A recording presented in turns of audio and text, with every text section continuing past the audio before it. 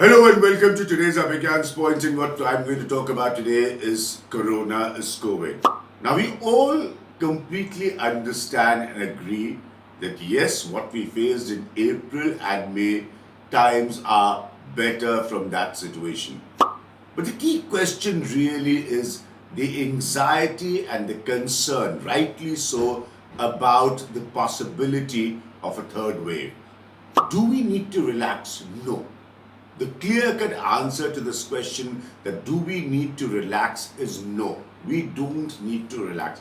In fact, in a lot of ways, what we need to understand, and this is the point I'm making after reading on the social media and different articles of various doctors and experts across the country, across the world, the fact is that we actually need to get back more to the basics as we had started in the month of March in 2020.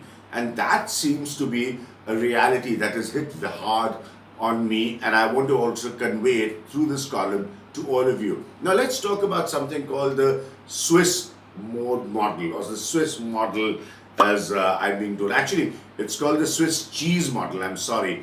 And what it's trying to suggest, it's basically trying to suggest that keep the different layers of practicing how to fight COVID. So keep that in mind. So basically, it is just simply saying, while at the time when India's vaccination progress has gathered pace, is doing much better, what we need to remember while fighting the anxiety and the concern about the third wave is to keep the basics in mind. And those basics, as the Swiss cheese model, I'm sorry I got it wrong earlier, as the Swiss cheese model suggests, are very similar, in my opinion, to the basics that were there right at the start. Right at the start, when we first learned, humanity, Indians, the world learned how to face COVID, how to face a menace like COVID. It's very simple. No single action. In fact, the action has to still be multi-layered and at different levels. It's very much which is to avoid indoor gatherings, any massive indoor gathering. But I'm sorry, the massive word may not be very correct here, but indoor gatherings where too many people are there in one place. So avoid that situation where there are indoor too many people at one place. Second, the very basic of social distancing still has to be maintained. Still has to be maintained. We are getting in a better position as far as vaccination is concerned, but very basic social distancing still has to be maintained. The third point is keep wearing masks.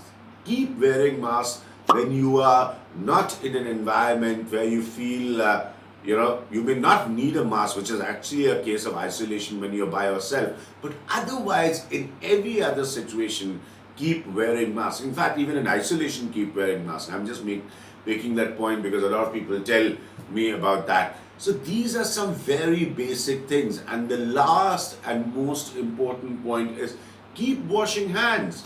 So remember how we started with that? How one of the first few campaigns that was told to us to follow in the at the start of 2020, when we were hit by the whole COVID crisis, was to wash hands. To keep doing that again, keep remembering it in your mind, keep telling yourself every now and then that yes, hands need to be washed as regular as possible.